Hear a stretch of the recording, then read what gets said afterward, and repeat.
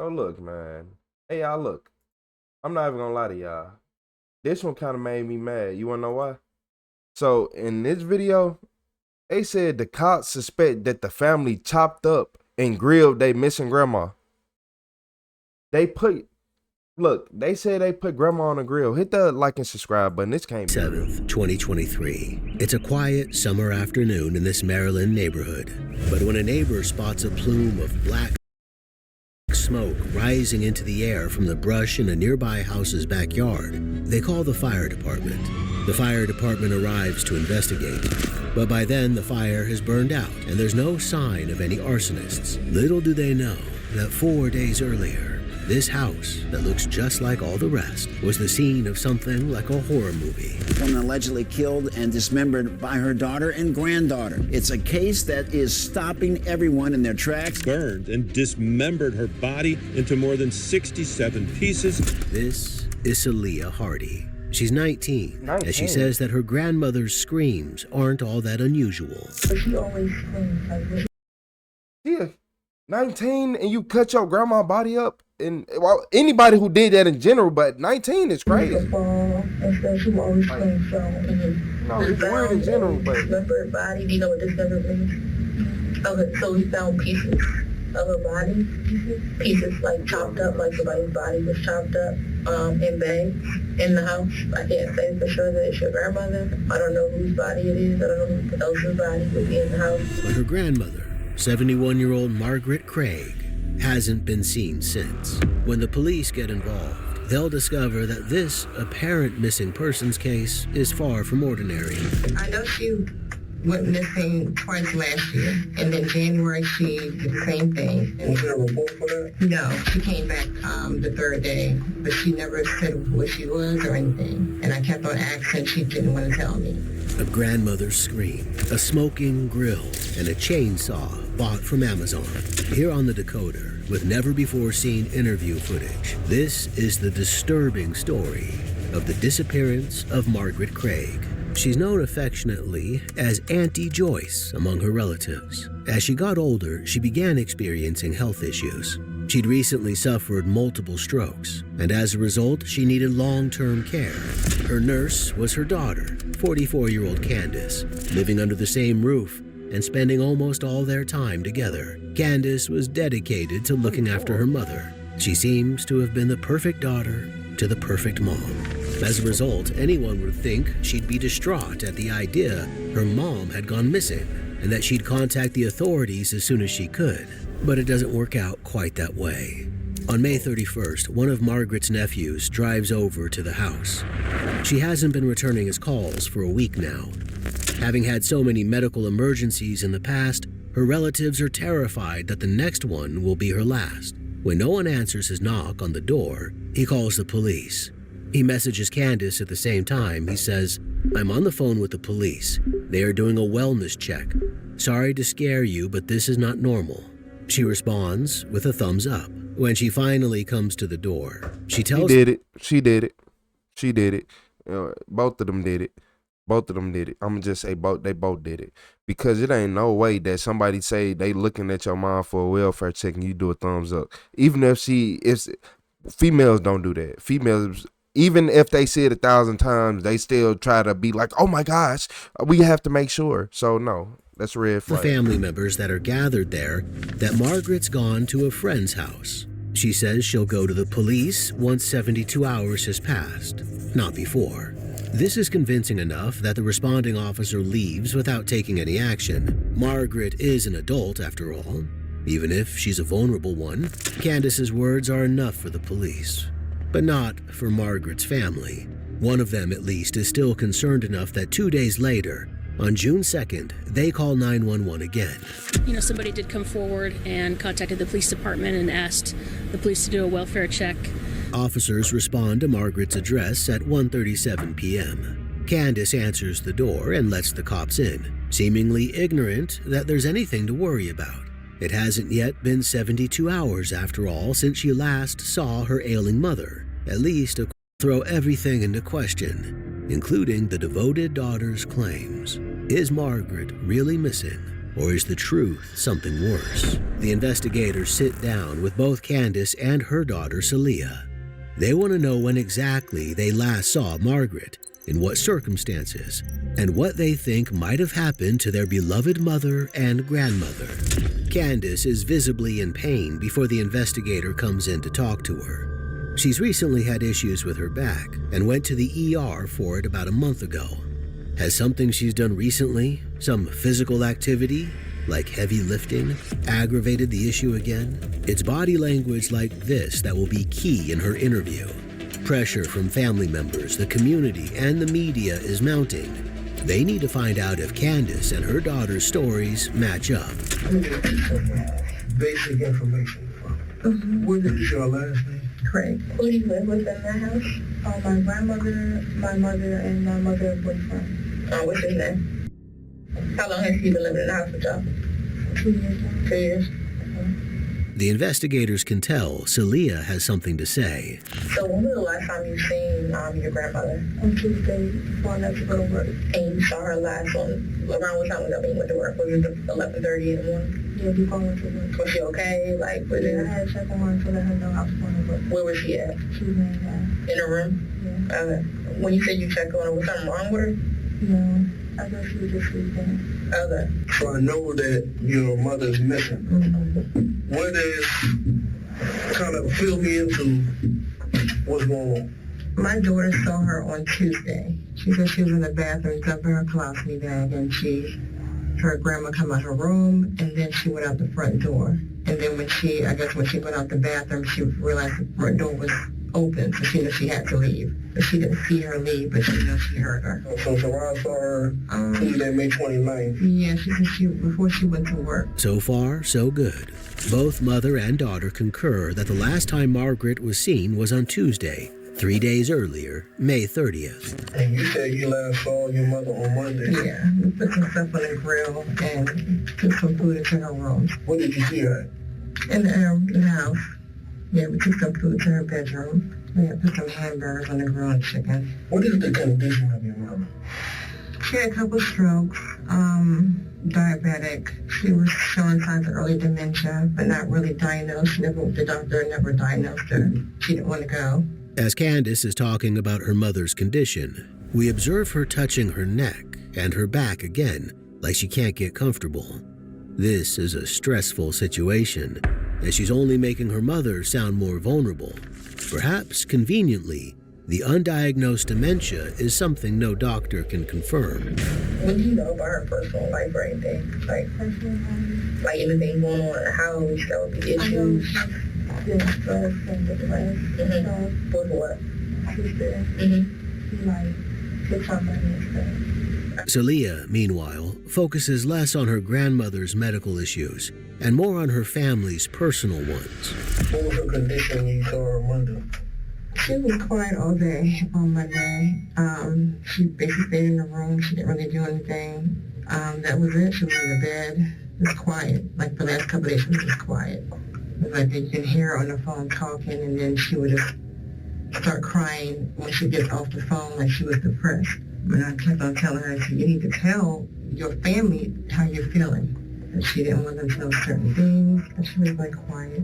So where do you think she don't drive, right? No. Well, she didn't drive. Mm-hmm. Where do you think she went? I have no idea. Normally, if she needs to go somewhere, she'll ask me. But I went to the ER the first week of May, so got my spine, so I haven't been driving that much. But normally, she'll call her brother-in-law, but they haven't. They didn't pick her up that day. And my dad is really not concerned. He's thinking that she's with some man. I said, no, if she was with some man, she would have told me. So I don't think that's the case. But he's like, oh, she'll pop up. Candace is downplaying her lack of concern now, but just next door, Celia is undermining her mother's story. But is that normal for you? Like if you came home and didn't see your grandmother for 3 or 4 days, would you think that was normal or is that abnormal? No, that's not normal. But my mother, she been telling me how she did it before, but I never knew that she did it before. Okay, but normally you're seeing her every day when you come home from work or when you're leaving the house? Yeah. So you didn't? Mostly in her room all the time. Where did your mom say she went? Oh, she don't know. So she didn't say she went to a friend's house or anything. She don't know. So who reported her missing? Today, I don't know. I know she went missing twice last year, and then January she did the same thing. And Was there a report for that? no, she came back the third day, but she never said where she was or anything. And I kept on asking, she didn't want to tell me. But she came back the third day. I don't know who made the report today. So me and my cousin were supposed to go to the police station today to file a report. So Wednesday, the police came to the house. I think one of my cousins called, so they came to the house and they looked around. And I told them about the history of her being gone. And they was like, well, I will wait out 72 hours to see if she came back. And that's the reason why I was going to file today. When was the last time you spoke to your mom over the phone? She texted me Monday to come down and open a bottle of water, but that was about it. And usually when I text her, she never responds, hardly. And when she needs me, she'll come by the step and she'll call my name. And she'll bang on the wall. Text you on Monday. No. First off, none of this makes sense to me. Like, it's a lot of lying going on. Second off, why do this sound like a Sunday morning AM radio station that y'all talking on? Get this together. Third off, why the back of your head look like this, boy? I didn't even notice that at first. And your haircut garbage. I'm not gonna lie to you. That's her cell phone that text. That's the house phone. She'll call me from the house phone if she needs me. Until now, all of Candace's story has been anecdotal, but a text is something they can check against phone records. They can see if a text was sent from Margaret's phone on Monday, May 29th, but they can't know if it was Margaret herself who sent it. How did you guys get here today? Tell me what happened today. Today, I was in the basement cleaning up my daughter's colostomy bag, Soraya, because she had a mess over the place. And there was a knock on the door. And then the officer, someone reported her missing. And he came in and he looked around the place and that was it. So they had me upstairs in the living room. They didn't allow anybody to come in the house or to leave the house. And I'm here. When I talked to the police officer, he just said they was going to ask me questions about the last time I've seen my mom and stuff like that. The investigator tries to determine what this partially disabled 71-year-old might have taken with her if she'd left the house of her own accord. She didn't look 71. It's strange that I know that you said previously, she did it twice or three times in the past. But this has been for about 5 days. So this doesn't seem strange to you? She was gone 3 days before, so I'm thinking, okay, she's going to pop up at the end of the day, but that never happened. So I said if she doesn't pop up, I told family members, if she's not here by 72 hours, I'm going to file a report. Because before she came home, I think the second day or third day. She'd need money, too, if she'd taken off. So do you have access to your mom's account or anything like that? Yeah. So have you noticed in the last 4 or 5 days any normal transactions? She has not made nothing. She doesn't have a credit card, so it's nothing. And she can't remember her passwords. Her book, where she has all her passwords, was on the bed. What kind of account? Capital One. So she got Capital One. Yes. And you haven't noticed any transactions on her Capital One card? The only transactions that was made, that I made them, she didn't make anything. It's becoming clear here that Candace is the closest person in the world to her mom, who's separated from her husband and has no other children. If she doesn't know where Margaret is, with access to her bank accounts and knowledge of everything happening in her life, then who does? But Candace is continuing to emphasize her mother's poor mental well-being. How would you describe your relationship with your mom? We're close. She calls on me for everything. She probably is not happy with the career choice that I made. She wanted me to continue school. She probably had disappointments about that. But other than that, she calls on me every day. Anytime she needs something, it's me. I guess my mother and daughter relationship, I should say. You mean my mother and her relationship? Mm-hmm. How is it?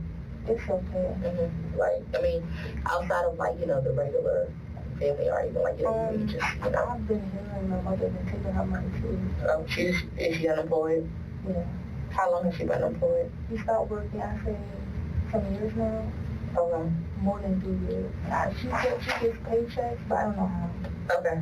Celia again agrees with her mom's account, but she goes even further. Candace's lack of employment has been a source of tension in the house. You ever been violent with her or anything, or? No, never. Okay. I don't have her yelling or they don't yell at us about nothing. I know, like, my grandmother, she calls my mother name, like, every day, and she gets irritated and stuff. Like, why should be calling me and stuff, but that's about it. Okay. Now, hold on a minute. We've been talking about a missing elderly lady, confused and depressed with likely undiagnosed dementia, according to her daughter. Only now, the investigators are asking about violence. There's something else going on here. And you're not, so she calls you every day, and at this point, you're not concerned, even though you typically talk to her daily. And here it is, it's been 4 days, 5 days, and... That's what said the 72 hours I was going to report. So I said if I didn't hear from her by the 72 hours, yes, I'll file. That's when my concern will kick in. So, okay, so we have some investigators that are at the house now. They're conducting they got a court-ordered search warrant to search the house. So they're doing that now. Candace's face looks stricken. She's shaken to her core. But why? If it's because they're searching her house, what is she so afraid they'll find?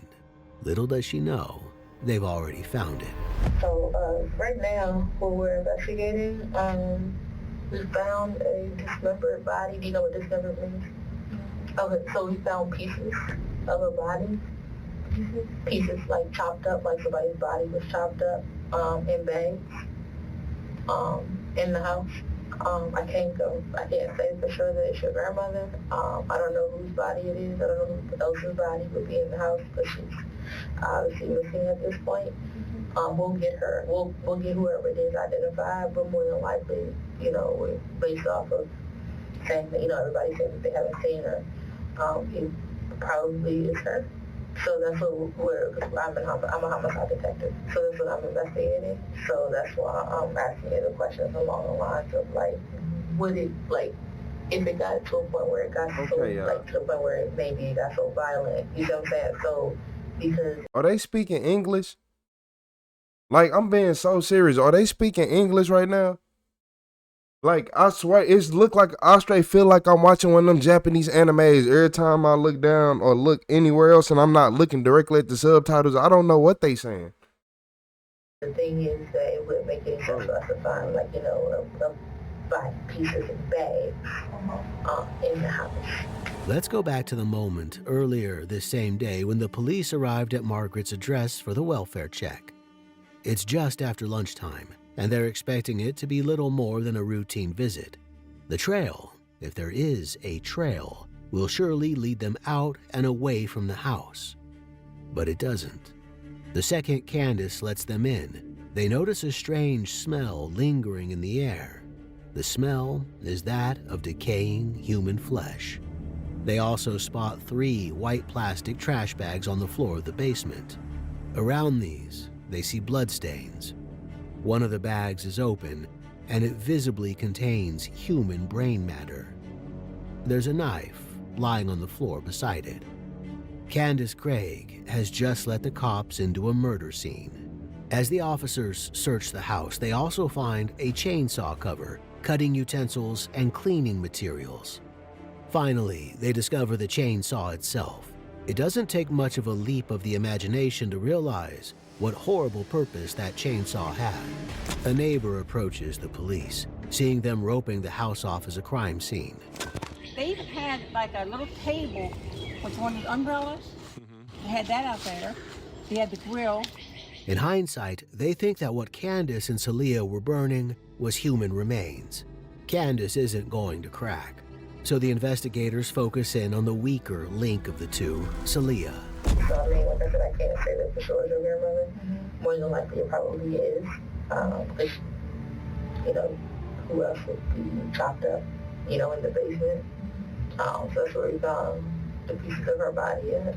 That's what, at this point, that's what we're investigating, a murder at this point. A sudden revelation of the depth of the police's knowledge like this can often make a suspect fall apart, and Celia is no exception. She starts telling the truth immediately.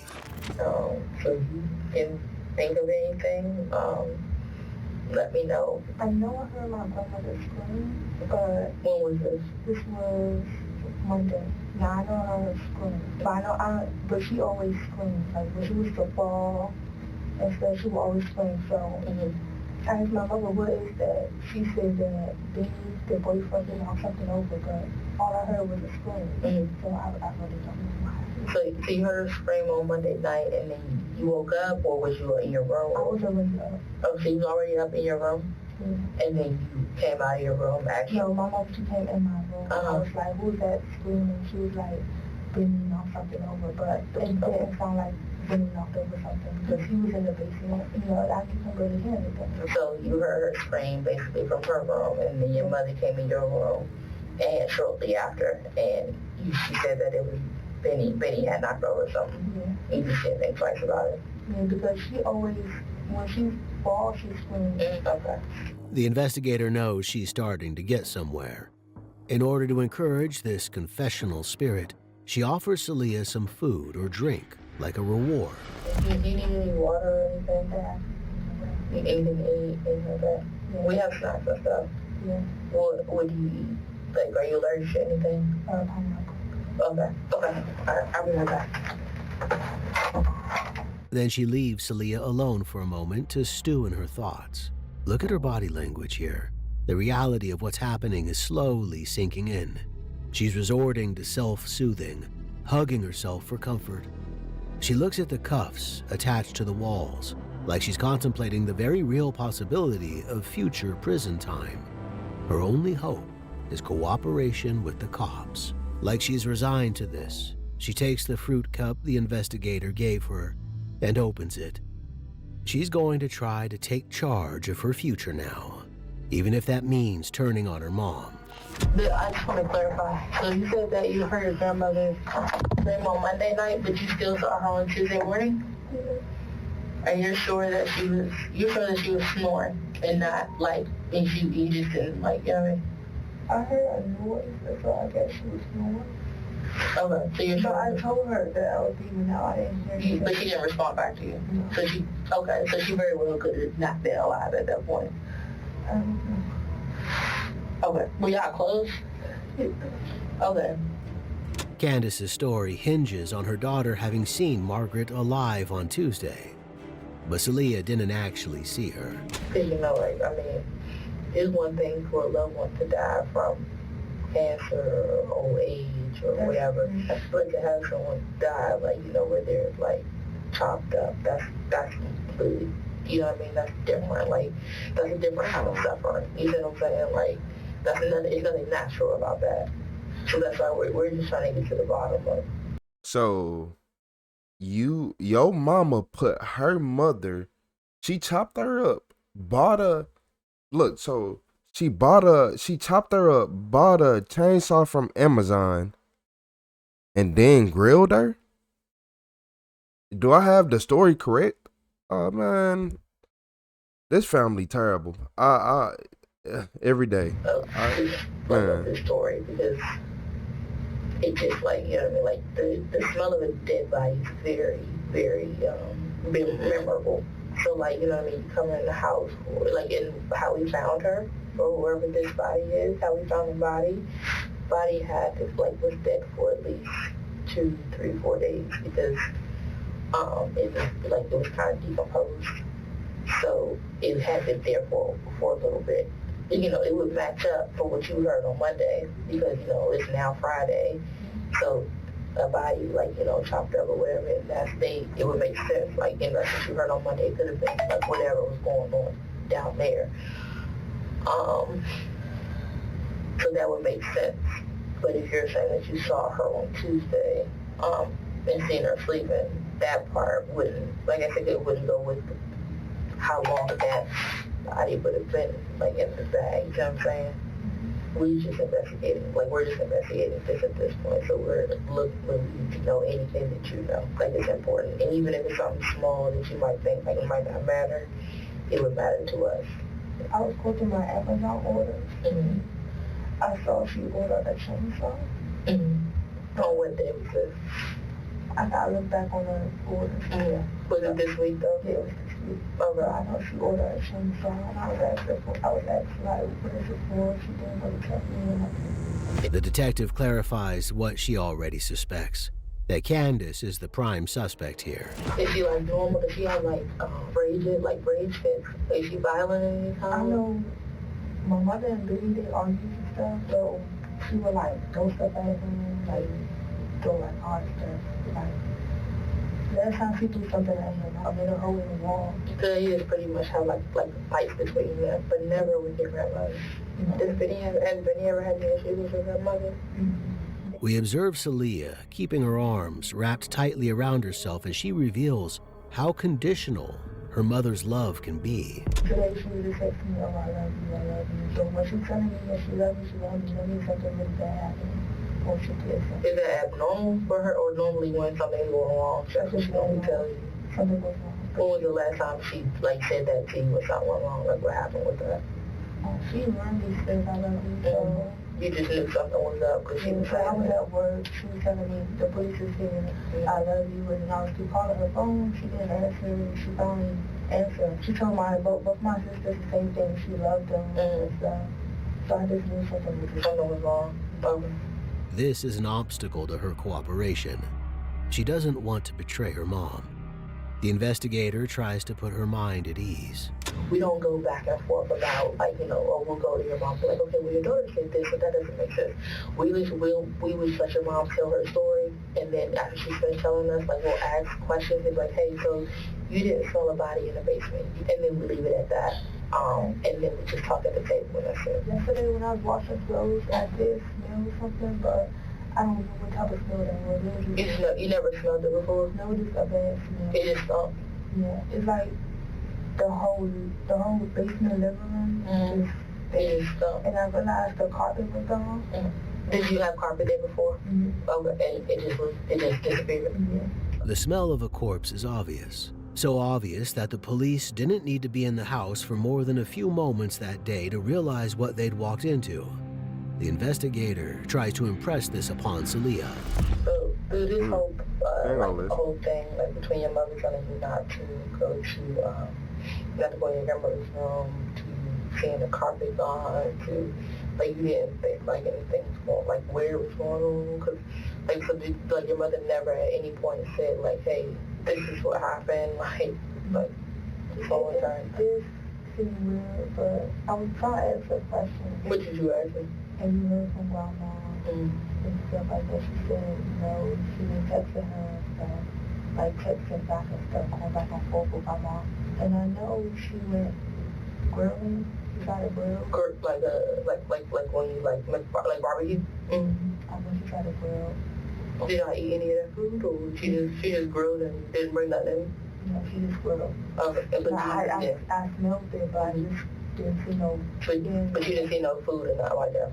No food. So when your cousins, I guess, came over and they were suspicious of the whole thing, because they're the ones who kind of initiated. The fact that they is talking about the grandma, she is talking about her grandma.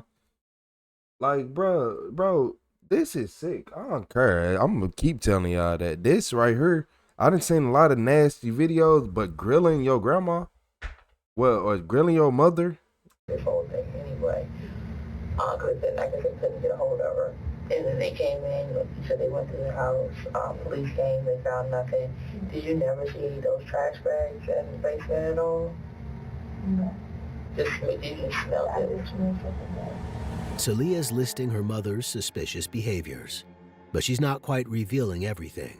I'm asking, like, what do you think could have went wrong between your mom and your grandmother to the point where it could have got, like, to the point where your grandmother ended up in a position where they might have been in either a physical altercation or altercation that just went bad and she got to this point? I think altercation that went bad because I heard her scream. You hear your grandmother, but you didn't hear anybody else screaming at night, like nobody argued or nothing, just heard her scream. I just want to scream, then after that, nothing at all. That next morning, you saw her when you went to work. Yeah. You think you heard her snoring, though. Did you smell anything when you went in the room? I smell pee. Okay. So it kind of stuck in the room. Yeah, it just smelled like pee. Did they mention in the police report that you and your mom were acting kind of weird that day? Like, kind of trying to get them out? No. No? No, I was trying to, like, get them to stay. To stay? And your mom was trying to get them to stay? Yeah, I was trying to figure out where she was at, too. Okay. And most of these people claim, oh, they need to leave, they need to leave. What's most clear is that Celia couldn't have failed to notice her grandmother being murdered right under her very nose. And when these dominoes fall, they all fall. She sketches out a horrifying sequence of events. On May 23rd, the early hours of Tuesday morning, over a week earlier, Celia heard her grandmother scream. The next day, she found Margaret's remains in a blue bin in her bedroom. When she confronted her mother about this, Candace enlisted her help in dismembering Margaret's body using the chainsaw she'd purchased on Amazon. They tried to burn her remains on May 27th, the day the neighbors saw the fire. They also tried to grill her body parts, grilling pieces of chicken alongside them to try to disguise the smell. Candace had killed her mother by suffocating her with a trash bag. Then, with the help of her 19-year-old daughter, she tried to cover it up. It was a week later that Margaret's remains came to light. But why? By all accounts, she was a loving, caring daughter, dedicated to nursing her ailing mother. In just one night, all that had changed. The mother and her daughter have been charged in connection with murdering the family's grandmother. A woman allegedly killed and dismembered by her daughter and granddaughter.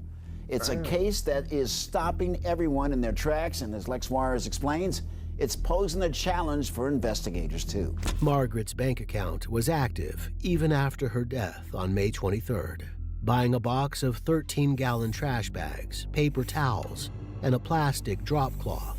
The chainsaw purchase was also in Margaret's name. If Candace had used her mother's money to buy the items used to dispose of her body, what's to say she hadn't been using it while Margaret was still alive as well? This was made tragically evident by a series of phone calls made to Margaret's bank. In many calls, a woman who said she was Margaret Craig asked the bank to approve large purchases, such as a $211 pair of collectible sneakers, and wire money into Candace's account. In other calls, a woman who called herself Margaret, whose voice was notably different and older, pleaded for help. She'd been noticing strange purchases appearing on her statement from services she'd never used, like DoorDash and Lyft. This was the real Margaret, discovering that she'd been the victim of financial fraud, and the culprit was none other than her own daughter. Celia confirms this. Like no beefing or nothing in the house? So my grandmother and my mother about the money situation. Well, about your grandmother thinking that your mother was stealing money? Yeah. And sometimes my grandmother would go to the bank, and my grandmother would be like, where's the money at? And the money was gone. Candace was systematically stealing from her own mother, who had a healthy retirement pot. Sometimes she'd even enlist her youngest daughter, who was 12, in the scheme, getting her to phone the bank for new debit cards. When Margaret finally realized what was going on and confronted her about it that fateful Monday night, Candace killed her. Candace denies all of this. She even tries to blame Celia and her middle daughter. You got caught stealing? And then you gone, this a bold thief. You are a bold thief. You better not ever get the opportunity to get out of jail. They like to let it be because it's your family member. They'll let you out of jail. No, she better get life without parole. For the killing. But Celia knows it's time to do the right thing. She pleads guilty to accessory after the fact and is sentenced to supervised probation for 5 years. In exchange, she takes the stand to testify against her mother. She tells the jury about the stealing and the confrontation and the killing. She tells them about the burning and the grill and the chainsaw, all the different methods they tried and failed to hide what Candace had done. When asked why she helped cover up this heinous crime, Celia just replies, "Because my mother asked me." She must also undergo psychiatric and psychological evaluation and a drug and alcohol evaluation. She will live with her grandfather, Margaret's husband, in D.C. until she finds herself permanent housing. Candace, meanwhile, is found guilty. There are no mitigating factors in her life. She was someone who worked. She'd been standing by herself. She'd been standing by herself. I'm telling you that now. She'd been standing by herself. You ain't come stay with me. Nope, don't bring that mess over here. You ain't come stay with me. Hard all her life. She was providing for her grown daughter who was living with her, her grandchildren, and she even allowed her daughter's boyfriend to live in the home. So this is a giving, caring, loving, compassionate, and understanding woman who was killed, who was asphyxiated by her daughter. And make no mistake, Miss Candace Craig absolutely committed this crime, and she is now being held accountable. As a result, she's sentenced to life without possibility of parole. Today, she sits in prison, with her family still reeling from what she's done. Not just murder, but the murder of a vulnerable elderly person and a loving grandmother. What do you think about this tragic story? Let us know your thoughts. I'm gonna tell you what I think. Grandmother. What? I think that the grandma caught her. She got scared that the grandma was finna kick her out, so she killed the grandma. And as she killed the grandma, she thought it'd be a smart idea to hide the body by cutting it up and start grilling her. Like, I want this stuff don't even be sounding real. Like, it don't be sounding real. I'm not gonna lie to y'all. It just you put your grandma on the grill. Like, I don't think you understand what you done did. I never in my life heard this before. I done heard a lot of things, but I never heard of, well, she put her mama on the grill. She was grilling her own mama, but the granddaughter helped. So it was the grandma, it's her grandma. Your mama is like, it ain't you can't trust nobody. You can't trust nobody, and y'all can't say the age. She well old enough to know better. She in her 40s. She lived 40 plus years. She know better in life, but like, oh my Lord, like, man, I didn't like the interrogation room audio. That was the worst audio I ever heard in my life. I went through like two or three different audio channels as I was sitting right here, playing them on different speakers, and I'm like, bruh, this don't make no sense. This is the worst audio I ever heard in my life. For a fact, was the worst audio ever. But yeah, man, like, I can't believe she did that. I can't believe both of them did this. I can't believe she helped her. I can't believe you cut the body up with a chainsaw. I can't believe you did none of that. You're nasty and you're in jail. You going to jail. I'm lying. She ain't going to jail. She already in jail. But that's her nor there. But hey, y'all, hit that like and subscribe button, man. I'm finna go ahead and get up out of here. I might not. But who knows? But yeah, like, what y'all think about this? Y'all think they went a little bit too far with the in general? Y'all think they just went like, not even a little bit, a lot too far? Because oh man, R.I.P. Miss Candace.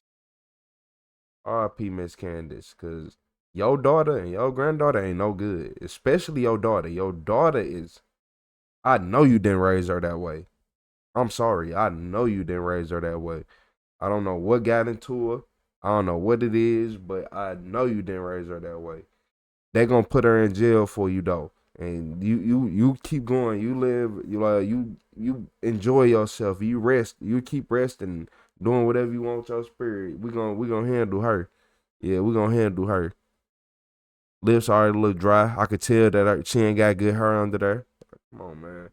Hit that like and subscribe, but y'all.